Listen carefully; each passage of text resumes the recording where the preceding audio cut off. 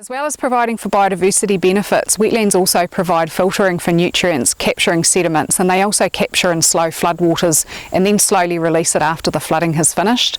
This site in particular also protects significant cultural values in that it's also a significant wāhi tapu site.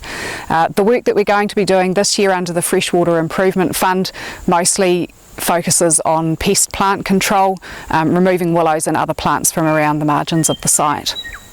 Makatu estuary has been declining for 60 years and the time is right now to spend a bit of money, do some significant works to try and put right what we can.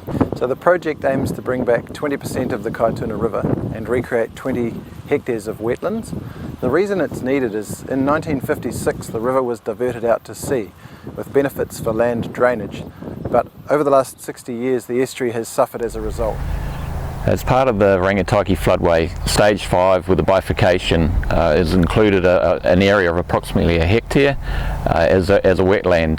This has come about from iwi concerns that previous rock protection using riprap has depleted the inanga spawning areas, so we've tried to incorporate some of those ideals into what we've tried to achieve here.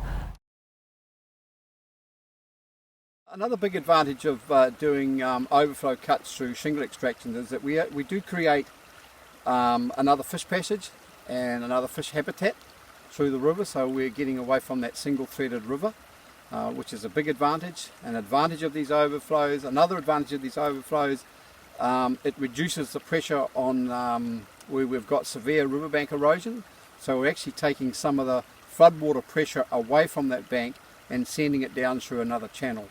And that allows us to get good native plantings, willow plantings established, which then will reduce the velocities on those potentially dangerous riverbanks, and then again, and that does then create another fish habitat for the river.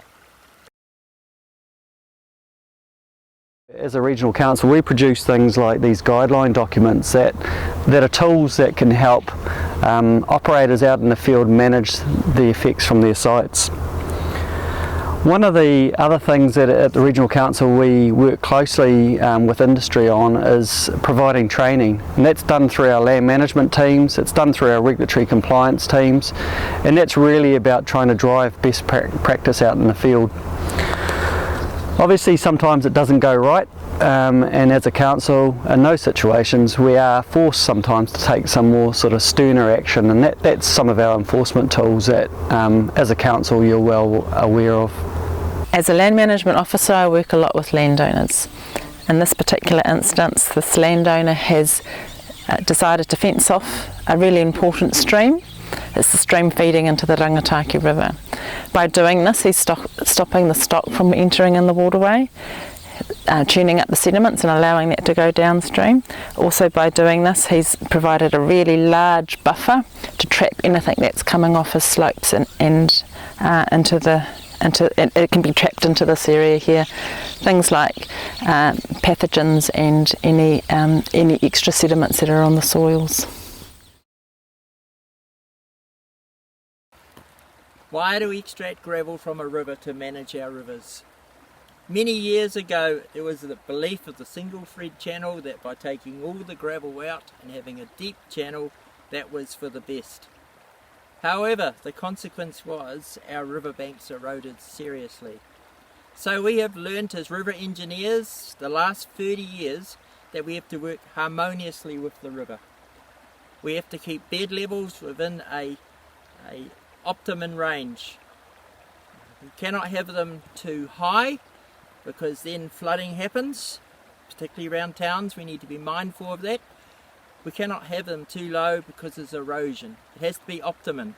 So when we determine our gravel extraction policy, we need to follow what's in our plans and we need to consider all these factors.